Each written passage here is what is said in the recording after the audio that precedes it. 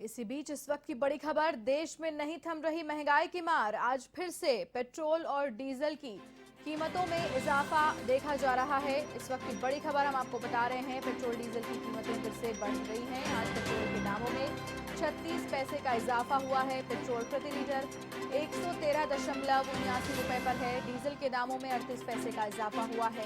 Diesel प्रति litre 105.01 रुपए पर है। तो वहीं प्रीमियम पेट्रोल की अगर बात की जाए तो 37 पैसे की बढ़त के साथ में 116.86 रुपए पर प्रीमियम पेट्रोल के दाम पहुंच चुके हैं।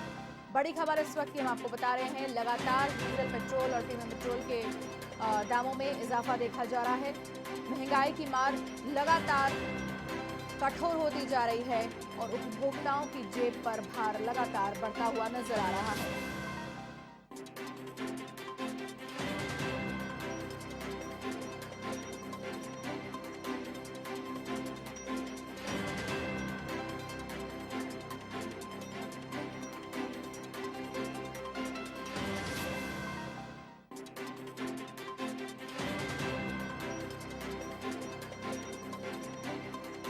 और इसी खबर पर अधिक जानकारी के लिए एबल संवाददाता बीके शर्मा फोन लाइन पर हमारे साथ जुड़ रहे हैं। जी बीके, हमें विस्तार से इस खबर पर जानकारी दें और ये बताएं कि ये समझ से बाहर है कि लगातार पेट्रोल डीजल की कीमतों में इजाफा हो रहा है, उपभोक्ताओं की जेब पर भार लगातार बढ़ रहा है। किस तरीके से बजट को बिठाएगा उपभोक्ता?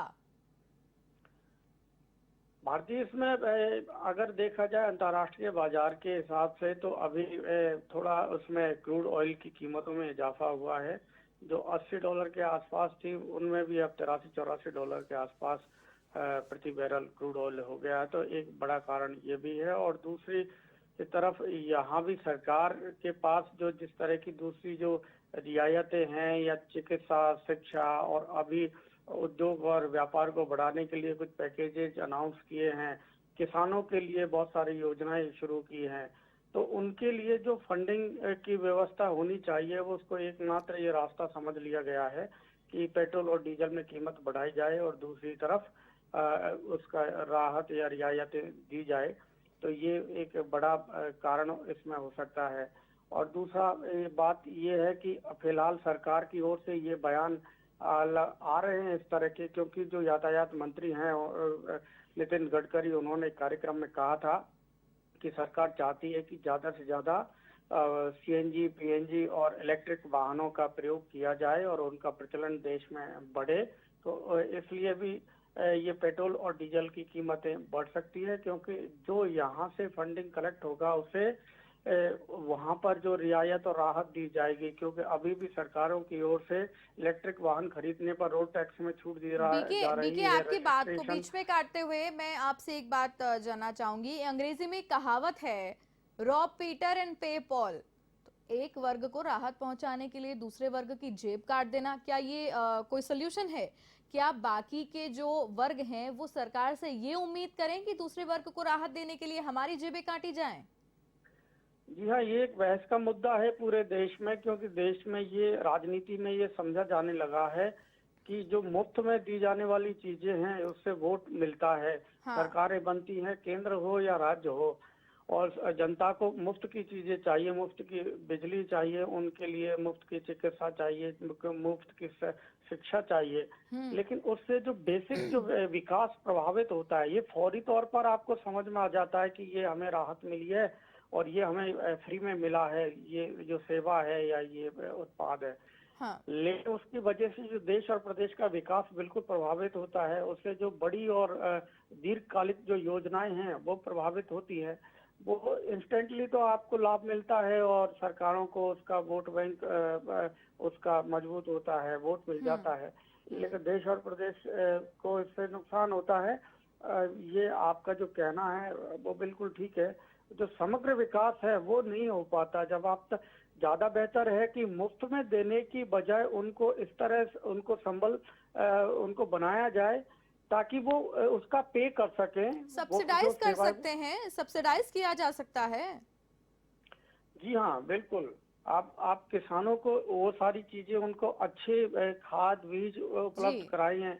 आप उनको अच्छी इस तरह की जानकारी उपलब्ध कराइए, अच्छे कीटनाशक उपलब्ध कराइए, और ताकि वो ज्यादा फसल उगाए, उनकी आय ज्यादा हो, ताकि वो सरकार को जो लोन लिया है वो भी समय पे चुका सके, और जी। दूसरी जो सरकार की ओर से जो सेवाएं हैं उनको वो पे कर सके।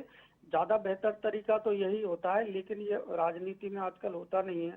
राजनीति में वोट बैंक के लिए कोशिश की जाती है, और कहीं ना कहीं यही कारण होता है कि इस तरह के जो पेट्रोल डीजल की कीमतें बढ़ाना या दूसरे टैक्स बढ़ाना और भी जो शुल्क बढ़ाना, जिनके ऊपर ज्यादा ध्यान नहीं होता उनको बढ़ा दिया जाता है, और दूसरी जगह बड़े रूप में जिसका प्रचार प्रसार ज्यादा होता है उन चीजों को मुफ्त कर दिया जाता है। यही एक योजना है भारतीय।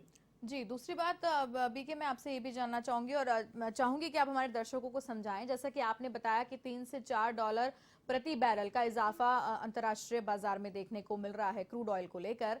लेकिन जहाँ तक मैं जानती हूँ 4 से 6 महीने का समय लग जाता है वो प्राइस यहाँ पर रिफ्लेक्ट होने में। तो क्या ये हम मान लें बीके कि आने वाले समय में और ज़्यादा इज़ाफ़ा देखने को मिलेगा क्रूड ऑयल में?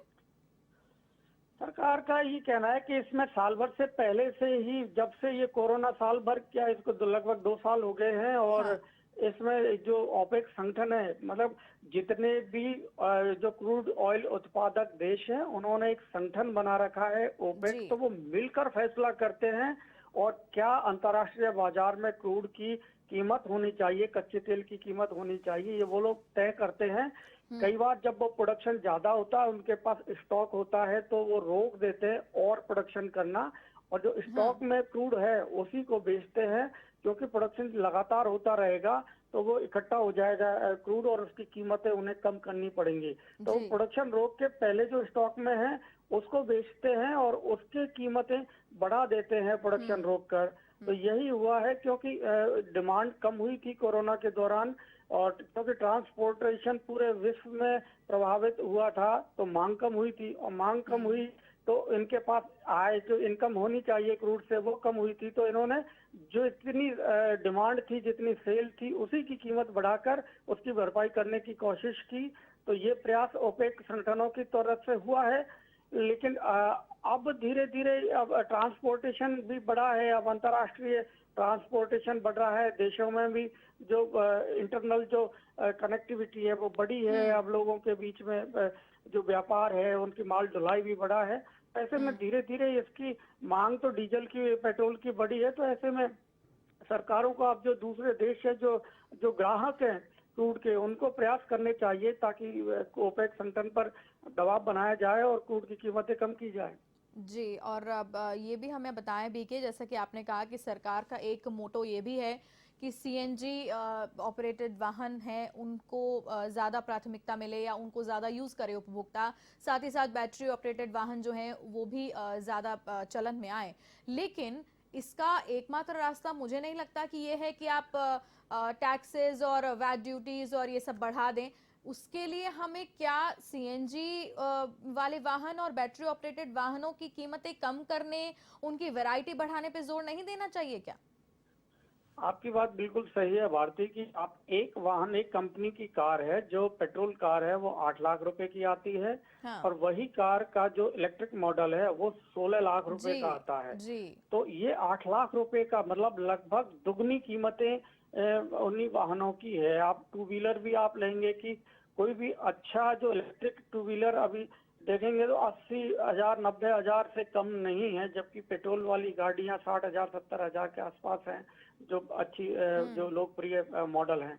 हुँ। तो अभी सरकार को कोशिश ये करनी चाहिए कि पहले जो वाहन, जो इलेक्ट्रिक वाहन है वो सस्ते हों, जी। बैटरी की सस्ती हो, चार्जिंग स्टेशन ज्यादा से ज्यादा लगाए जाएं, और ये आम प्रचलन में आए, और उससे संबंधित जो इंफ्रास्ट्रक्चर है वो डेवलप किया जाए, सभी जगह जनता की पहुंच में हो, कीमतें उनके लिए की भी पहुंच में हो, जनता की पॉकेट के अनुसार हो, और तब जाके वो अगर इस तरह से पेट्रोल और डीजल पर पाबंदी लगाए, और पेट्रोल और डीजल वाहनों पर पाबंदी लगाए या उनकी कीमतें बढ़ाए, तो समझ में आता है। लेकिन आपके पास एक सुविधा है नहीं और आप दूसरी सुविधा को आप बंद कर रहे हैं, तो जी। इससे जो जनता है वो परेशान होगी, ये जाहिर सी बात है भारती। जी, बीके तमाम जानकारी के लिए आपका बहुत-बहुत